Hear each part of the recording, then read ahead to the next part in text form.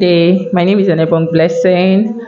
I'm a therapist, mental health and emotional wellness therapist, counselor, and a trainer for Brace Up Integrated Consult. So we're going to be discussing something very interesting and significant in our world today, and the topic is importance of safe haven initiatives for GBV survivors. Mind you, it is survivors, not victims, because a lot of GBVs. People that have gone through that, let's use the word, always see themselves as victims, where they aren't victims, they are just survivors. So before we go through all the plenty English and the like, so let's just discuss some terminologies here. In case you're new and you're trying to what is safe haven? What is GBV? These people have come again with that plenty grammar. Calm down. We want to break it down. So let's start with just the way the words are, right? So we're going to start with safe haven initiatives. The emphasis initiatives. So safe haven it's more like a place of refuge, a place of safety. However, it's significant in different areas. So safe haven can be for beyond GBVs, can be for displaced persons, the IDP camp persons, you understand. That IDP camps are more like safe haven for people that have been displaced, maybe from let's say tragic things such as physical disasters, tornadoes, hurricanes, and the likes. So that's IDP camps is more like a safe haven, maybe for war, creating a place where people can find refuge in the meantime and get themselves back. That's safe haven. So let's talk about GBV. Oh, the English is big. I don't want to be confused. Yeah. So GBV, according to the term, is gender-based violence. Obviously, we have two gender. That's the male and the female. So it's what is peculiar to the male gender, the violence peculiar to the male gender, the violence peculiar to the female gender. So that's what GBV is all about. So let's now break it down. GBV violence are those I'm trying to look for very simple words so I don't sound ambiguous. So more like those particular violence. I'm going to list out some of those violence are peculiar to each of them. So it's not like it's peculiar to just females. It's only females that go through violence. Nah, I've seen cases where men too go through those violence, or men also are going through those violence. So it's both parties. So these are violence that, let's use the word in the term, violence that are peculiar to males. You have several of them in a disappropriate manner. So it's not something that, of course, when you hear the word violence, it's not like pattern. Obviously, something that goes beyond the norm. You understand? For instance, a father molesting the daughter. It's not normal. So that's part of all those things beyond the norm. Yeah, let's just use that word, beyond the norm. So before we go further, let's now look at it. Okay, we have defined rather GBV. This English is still somehow. Okay, look, what is GBV? Let's break it down. So let's give examples of GBV. So let's give examples of GBV. We have psychological violence. We have stalking. Yeah, stalking in Nigeria, I just feel like it just they follow me waka. But there are other countries where they don't take stalking talking lightly. I could talk about some other countries I know of. I know of countries like South Korea, right, where people stalk them. Like say they are celebrities, and they file lawsuits rather against them because it's disappropriate. So stalking is part of those GBV related examples. We have sexual molestation, we have sexual harassment, we have female genital mutilation rather. Okay, let's just stick with those ones. So those are quite a number of examples relating to GBVs.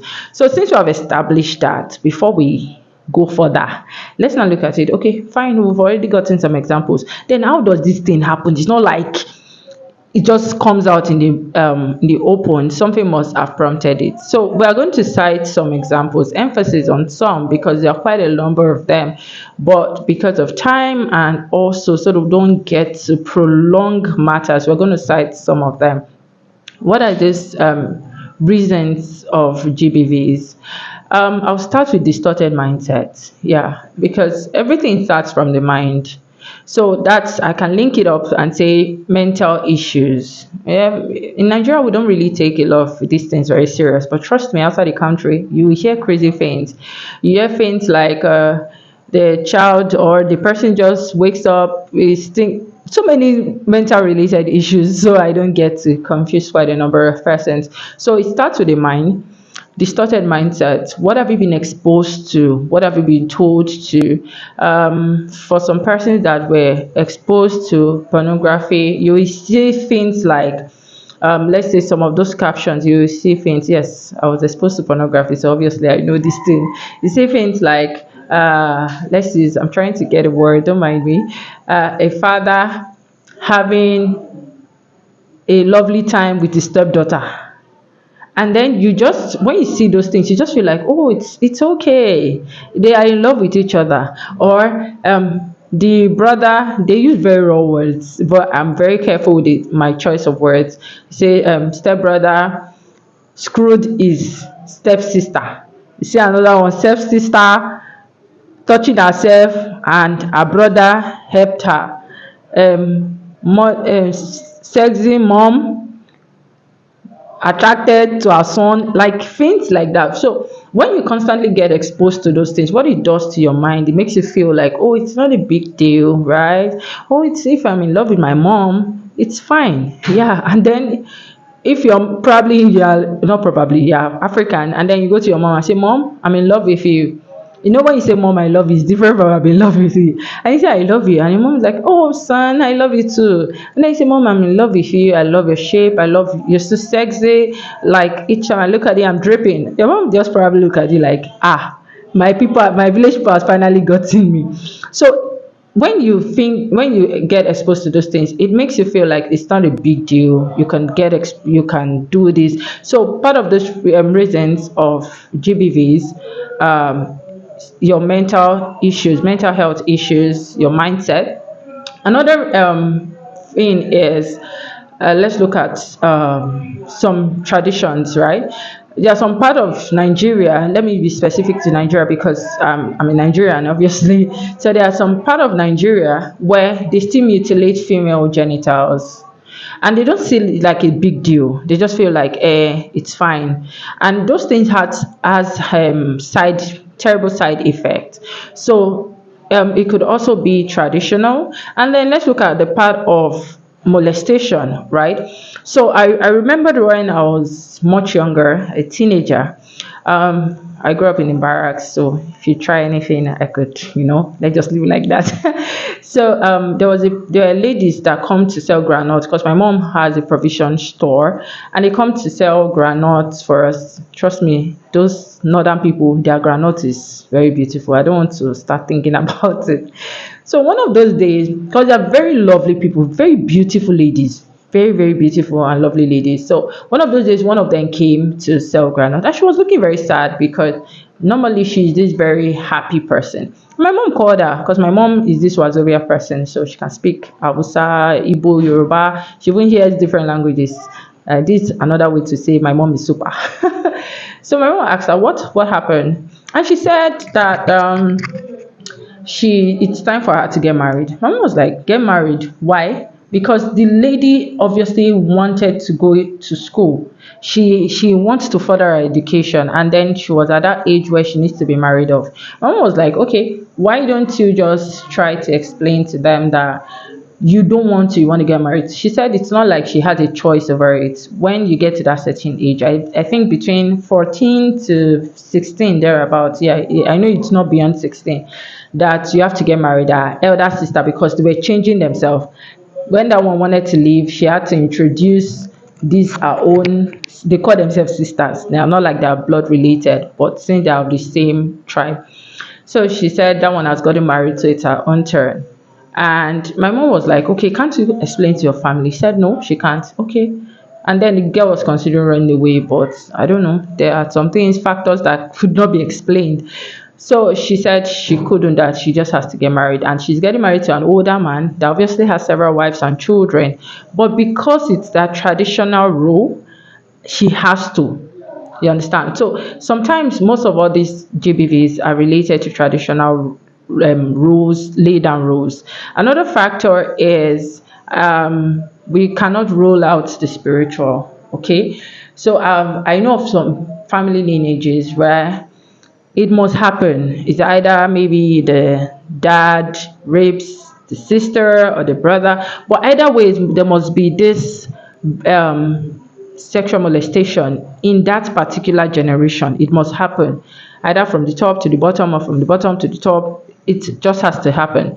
So some spiritual things are also there. Then poverty is part of those things. Oh, we can't cope with funding you anymore. This person is rich, the person wants to take care of you. Don't worry, just go. Don't worry, we love you, we appreciate you. And funny enough, when you now see most of those exchanges, you will see that they are bringing something very minute just for a child, male child or a female child. Like I said, both male and female experience this thing, so it's not like it's one person that's being affected. All right, so another example is conflict and war. Okay, I read I read an history of, I think, the Japanese. Yeah, Japanese at the early stages where they go into where they were fighting, and they had to transport ladies. They deceived some of those ladies in the other part of Asia and said, oh, come and work for foreigners. They're going to be paying you heavily, only for them to be transferred to the military cantonment. And these guys take turns on these ladies. Like, they put all the ladies in one place, one building. So they come at night after they've gone to fight, take their turns on ladies, depending on how they feel. Like, some of them can be two on a particular lady. So conflict and wars could prompt that. You'll hear that stories of Biafra then were told that soldiers, ladies were given to soldiers, whether you are married, you're not married, if whether your husband is there, is not there, just because they want to is it sustain or retain, sustain the family lineage. Yes, let's use that word. So conflict and war could be a cause of it. Family related issues. Oh, you're feeling depressed or something, and then you just want to explore. So those are quite a number of reasons, causes of GBVs. So indecent dressing is part of it. We cannot outrule that. Where lust is, walking lust, where a lady just, wear some very revealing things, guys too, and then when you're walking around, it's appealing to the other person. So yeah, that's also part of it. So let's talk about the side effect of GBVs. Diseases, obviously. For I don't want to really go into so many of those details, or so diseases, homicide, injury. Obviously, some of those ladies, maybe when they're married off at the, not maybe when they're married off at the early stages and exposed to sex, it causes diseases, injury, suicide. Yeah, suicide is also part of those side effects of the GVVs. Disability, reproductive issues. You have issues giving birth to your child. Of course, mental issues too. It's still part of those different things: emotional, psychological, social issues. Those are a few side effects of GBVs. Okay, right now, enough with the GBVs. Let's now talk about safe haven, right? So we have already established the definition of safe haven. So let's now talk about the safe haven initiatives. We have NGOs. Some churches also do that. Some other individuals too, just a way of lending their voices to persons that have literally lost their voices. Okay, so now let's now talk about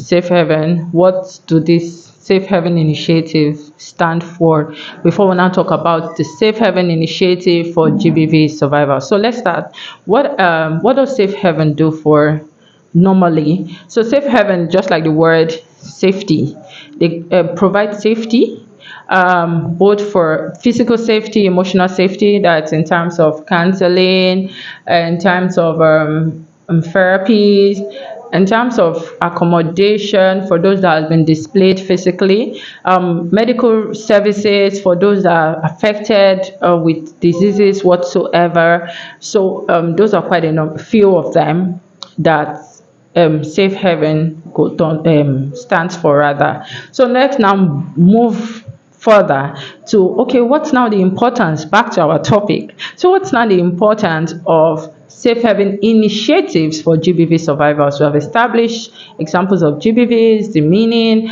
the side effect of GBVs. So let's now talk about the importance of safe haven initiative for GBVs. Number one is giving them an emotional support.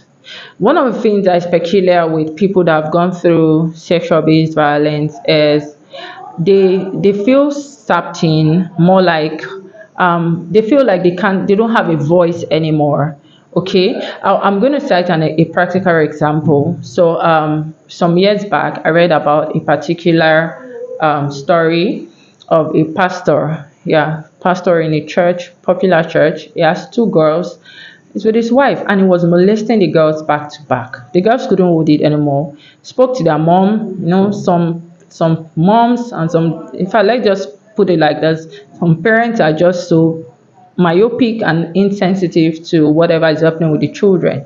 So they told the mom, and the mom was probably like, "Oh, you want to ruin my marriage? You get, Sylvester said, imagine if you stayed so long before you finally met him and you gave birth." And the girls couldn't still hold it in. They had to report to the police. I think they reported to an NGO, so the NGO had to bring police officers to the house. So before they can arrest the man, they can't just come and pick up the man. They have to be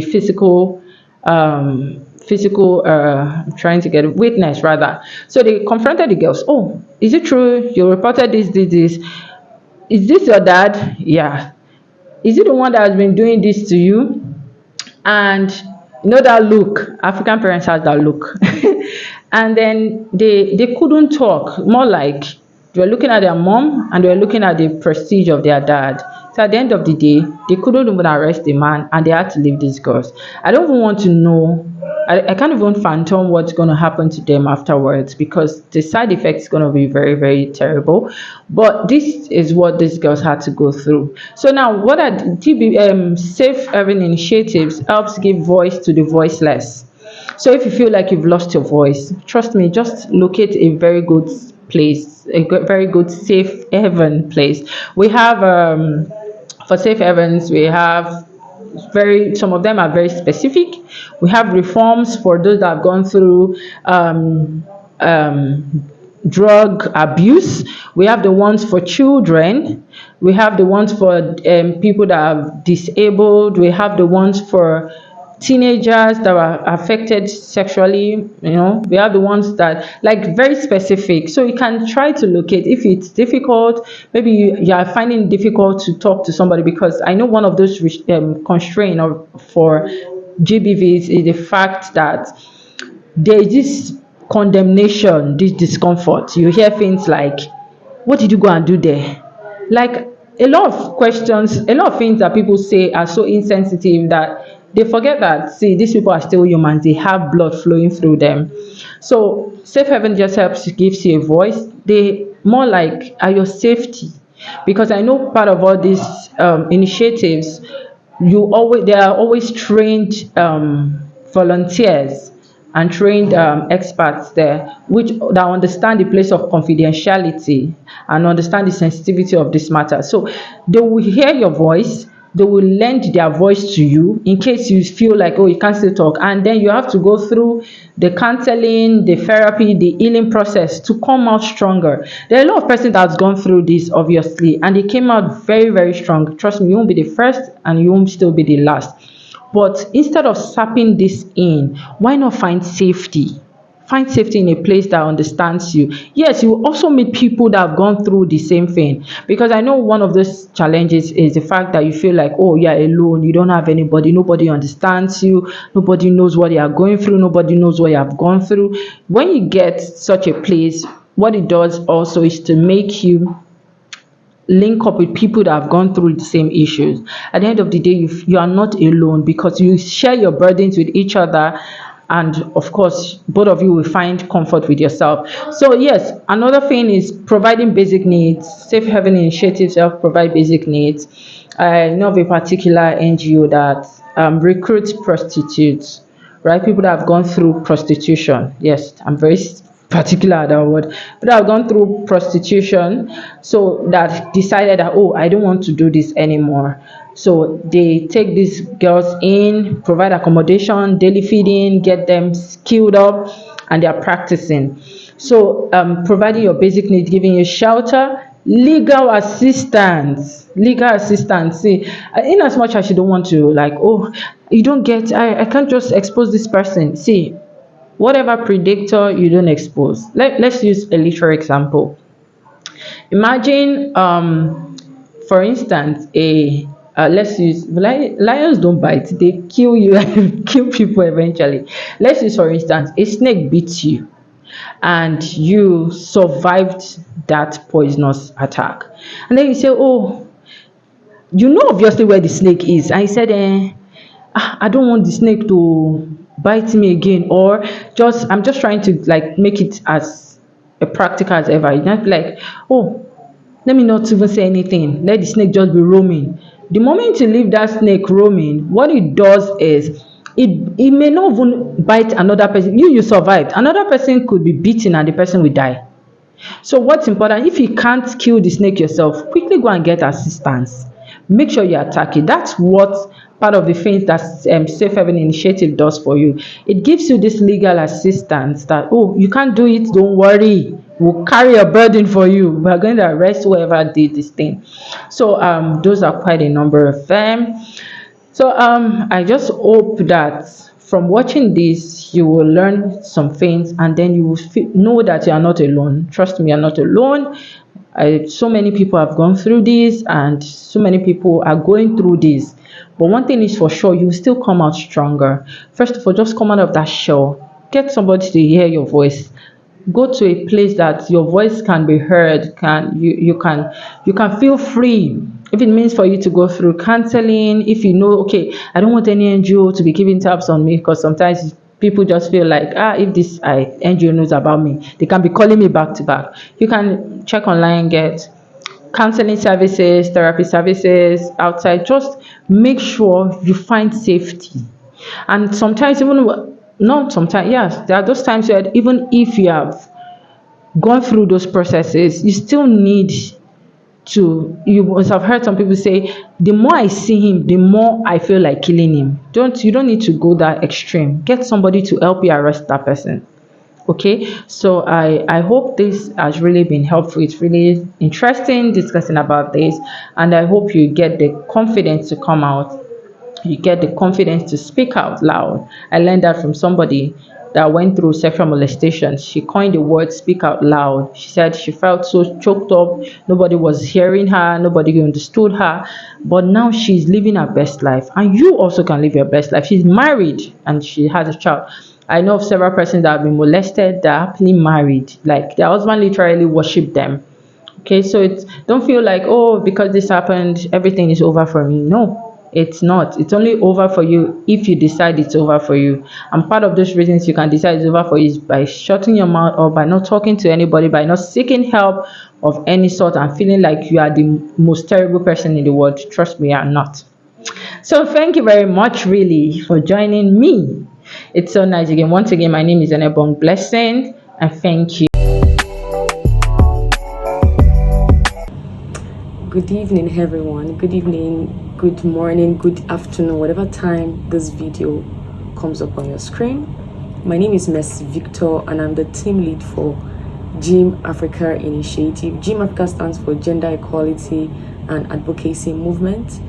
It's a non-governmental organization that is targeted towards advocating for the ideal society. I'm here to briefly talk about, to share perspectives and discuss about the importance of Safe Haven Initiative for gender-based violence survivors. Now, you and I know that this month has been dedicated towards celebrating the brilliance of women. It's been International Women's Month. Generally, we had the International Women's Day on the 8th of this month, and there are so many discussions that are out there about women. And if you're not a woman, you might begin to feel somehow, what's so special about being a woman? I mean, there is everything special about being a woman. All right, and I also want to use this opportunity to thank Blessing, the guest for the Safe Haven Initiative forum, where she spoke about discussing the importance of Safe Haven Initiative for GBV survivors. She took her time to share stories, to provide highlight into areas of concerns as it relates to gender-based violence survivors. I want to just shout out to her. Thank you so much for the opportunity and the privilege to share so much value, even to as many that listened, or as many people that will still listen. And so what I'm about to do is to emphasize on some of the things she said, and also let people know that we are launching an initiative in GEAM Afrika. GEAM Afrika. We are launching an initiative, and we are creating a safe space for gender-based violence survivors who have been victims, who are currently experiencing one form of domestic abuse or emotional abuse, to find a safe space in us. It's a non-judgment zone. We're telling you that there are platforms and structures that have been created to enable you find a community where you can develop strength and sail through whatever challenge you're facing as a GBV survivor, or someone who is currently experiencing GBV. All right, there are counseling structures, there are legal structures to aid you if you need to if you need any form of legal assistance. These structures have been created just for you, just for me. Now, the United Nations team for the year for women is invest in women as celebrate progress. And as much as possible, I want you to know that it's not a cliche. When we talk about investing in women, it's because a woman has the capacity to transform the lives of the people in the communities that she serves, right? And I want women to also draw inspiration from other people who have come out to share their stories of how they've endured probably abusive marriages, or who have been under a volatile community where they've had to go through different forms of abuse or gender-based situations, right? Violence, as it were. So this is to encourage you. You also see the link to subscribe to this channel. You would also see the link to the website. We're just a call away, we're just a text away, we're just an email away. All right. This is also to let you know that your anonymity is completely guaranteed. Confidentiality is our watchword. All right, we are going to give you all the necessary assistance to walk you from where you are currently to where you ought to be. Right, we're going to create an enabling environment that also stabilizes your mind. Probably you've exposed your mind to so much odds, you have exposed your mind to so much hopelessness, and you're battling grief, you're battling you're battling suicidal thoughts, your low self-esteem is damaged, you have limiting belief systems, you're battling mental models that are wrong because of the treatment or the things that you have been exposed. I want to let you know that you are much more than your story.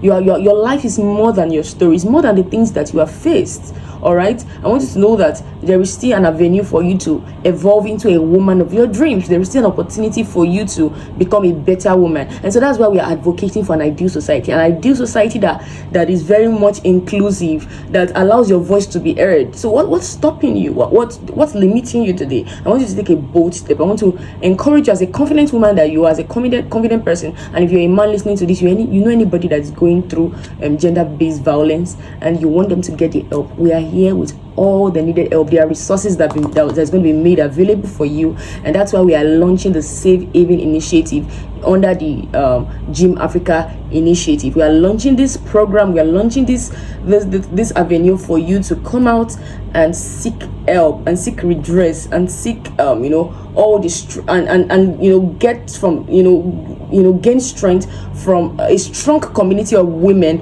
who are very much concerned about your well-being, about your mental well-being. So people usually say that it takes a village. So it takes a village. We want to be there to support you. We want to be there to uplift your slacking shoulders. We want you to know that there is hope for you. All right, there is hope for you. And so I want you to also go back, watch the video again by blessing. Do not allow anything hold you back. And take that bold step and let us know whatever challenge you're facing. If you are a gender-based violence survivor or you're currently experiencing it, we're here to help you. Thank you so much. My name is Mercy Victor, and I'm the team lead of GEAM Afrika initiative. And it's been such a pleasure to deliver this address to you. Thank you so much. I'm rooting for you. Thank you.